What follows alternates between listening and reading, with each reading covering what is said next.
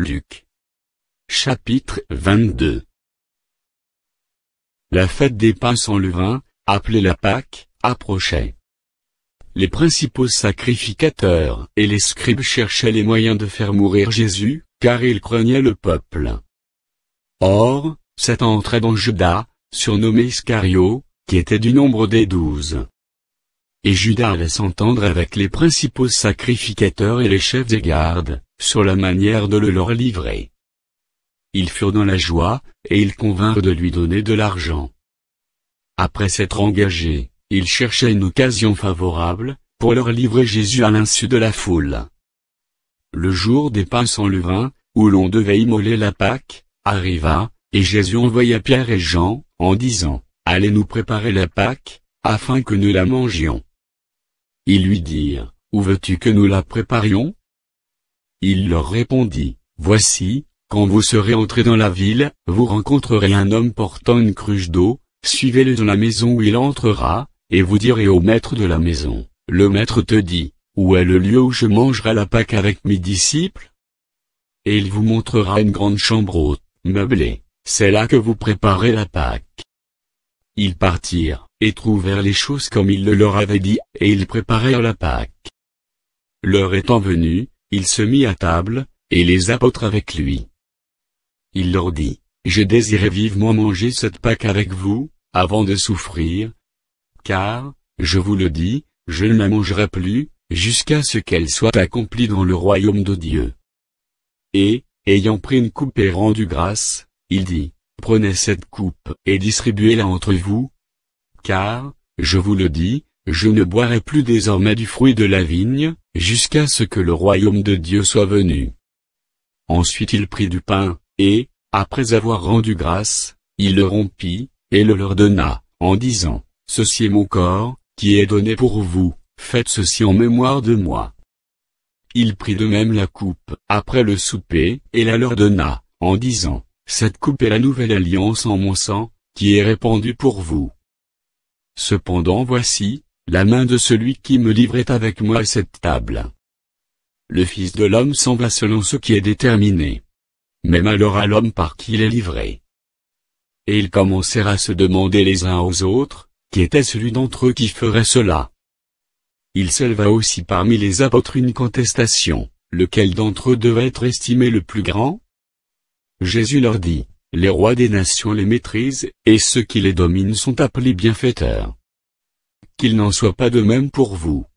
Mais que le plus grand parmi vous soit comme le plus petit, et celui qui gouverne comme celui qui sert. Car quel est le plus grand, celui qui est à table, ou celui qui sert? N'est-ce pas celui qui est à table? Et moi, cependant, je suis au milieu de vous comme celui qui sert. Vous êtes ceux qui avez persévéré avec moi dans mes épreuves. C'est pourquoi je dispose du royaume en votre faveur, comme mon Père en a disposé en ma faveur, afin que vous mangiez et buviez à ma table dans mon royaume, et que vous soyez assis sur des trônes, pour juger les 12 tribus d'Israël. » Le Seigneur dit, « Simon, Simon, Satan vous a réclamé, pour vous cribler comme le froment. Mais j'ai prié pour toi, afin que ta foi ne défaille point, et toi, quand tu seras converti, affermis tes frères. » Seigneur, lui dit Pierre, je suis prêt à aller avec toi et en prison et à la mort. Et Jésus dit, Pierre, je te le dis, le coq ne chantera pas aujourd'hui que tu n'aies nié 3 fois de me connaître. Il leur dit encore, quand je vous ai envoyé sans bourse, sans sac, et sans souliers, avez-vous manqué de quelque chose? Ils répondirent, de rien.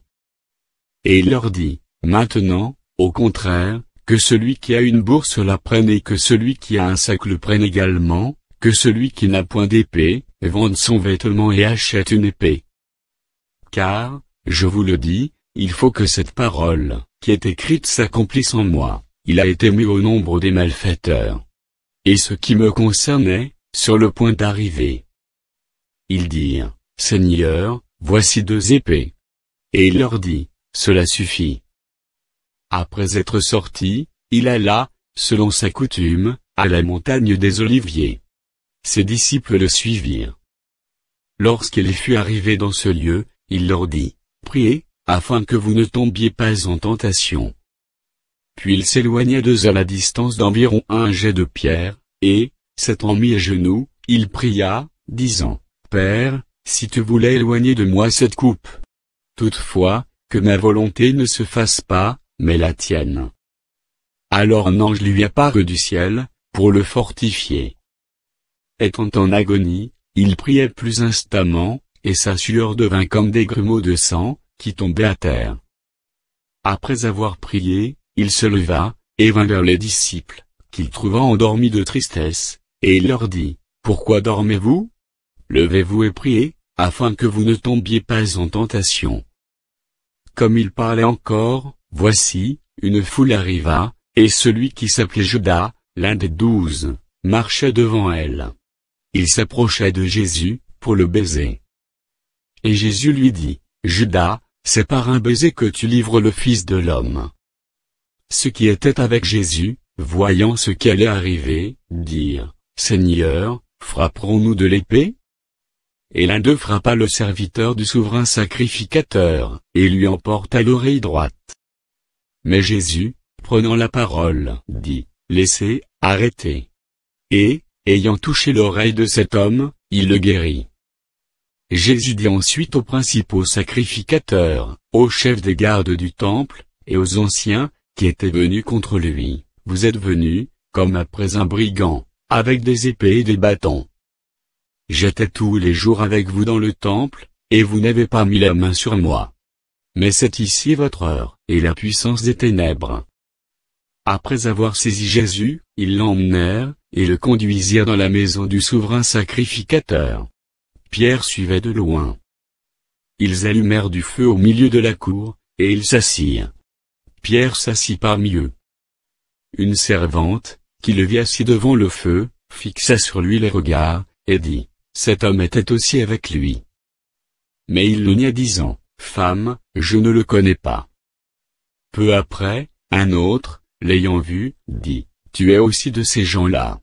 Et Pierre dit, Homme, je n'en suis pas. Environ 1 heure plus tard, un autre insistait, disant, Certainement cet homme était aussi avec lui, car il est galiléen. Pierre répondit, Homme, je ne sais ce que tu dis. Au même instant, comme il parlait encore, le coq chanta. Le Seigneur, s'étant retourné, regarda Pierre.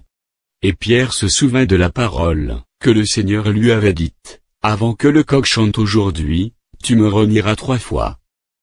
Et étant sorti, il pleura amèrement. Les hommes qui tenaient Jésus se moquaient de lui, et le frappaient. Ils lui voilèrent le visage, et ils l'interrogeaient, en disant, Devine qui t'a frappé. Et ils proféraient contre lui beaucoup d'autres injures. Quand le jour fut venu, le collège des anciens du peuple, les principaux sacrificateurs et les scribes, s'assemblèrent, et firent amener Jésus dans leur Sanhédrin. Ils dirent, Si tu es le Christ, dis-le-nous. Jésus leur répondit, Si je vous le dis, vous ne le croirez pas. Et, si je vous interroge, vous ne répondrez pas. Désormais le Fils de l'homme, sera assis à la droite de la puissance de Dieu. Tous dirent, Tu es donc le Fils de Dieu? Et il leur répondit, Vous le dites, je le suis.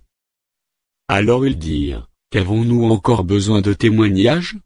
Nous l'avons entendu nous-mêmes de sa bouche.